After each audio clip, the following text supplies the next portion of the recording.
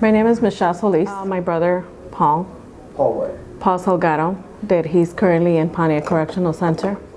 He's been incarcerated now 16 years. Well, he's been in solitary confinement for already, 2 years, going on 2 years and a half now. He's currently still on confinement.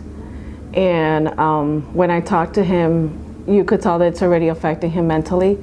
He tells me that when I go visit him, so they have to take him out, and he's sitting with other inmates, he starts to sweat, he starts to get nervous. He wants to just run back inside his cell. So, he's being affected, highly being affected. How was it different visiting him in solitary than it was when he was in general population? He looks very sad. He doesn't look, he looks sad, he looks sometimes confused. Let me rephrase. How is it different for you visiting him? It's heartbreaking. Because I'm assuming that you had a lot more privileges. It was a lot easier to visit someone in general. Yes. So can you talk about that? So when he was in general population, I was able to give him a hug. I was able to see him without all those restraints. He literally comes out with all these restraints. When you say restraints, what do you mean? I mean like chains, big chains wrapped around his neck, chains around his ankles, chains around his hands. Once he comes out to the visiting area, which is behind a glass, he's still being restrained onto the stool. There's a metal stool. They still lock him up with these big necklaces. And when his glasses go down, I have to see that he constantly has to reach through the glass to pick up his glasses because he's unable to move. They check me like really good. I mean, to the point where, everything, I'm patted down and everything, make sure my shoes, everything. And, I say to myself, if he's so restrained, he's, behind this glass, what can I possibly give him?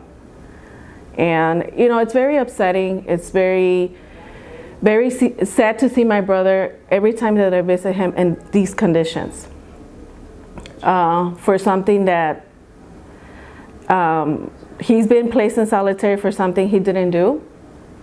I've already tried millions of things to prove his innocence, but, I haven't been able to.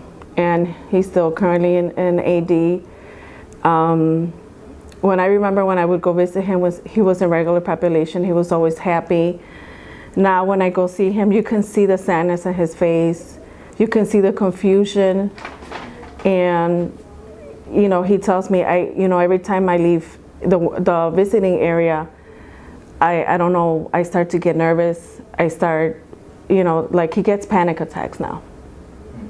So it has affected him mentally. It's already causing him mental illness. He's been there for 2.5 years. And to me, that's torture. No human should be in isolation for such a long time. When was the last time that you actually physically touched your brother? 2.5 years ago. And where was that? That was at Stable Correctional Center.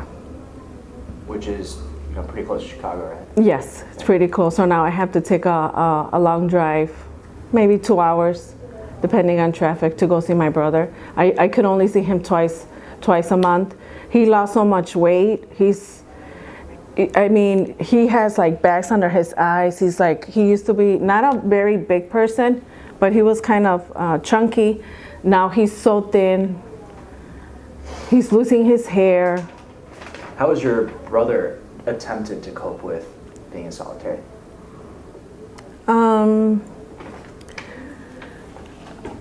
Well, I think just basically reading books and having faith. I tell him, you need to have faith, Paul.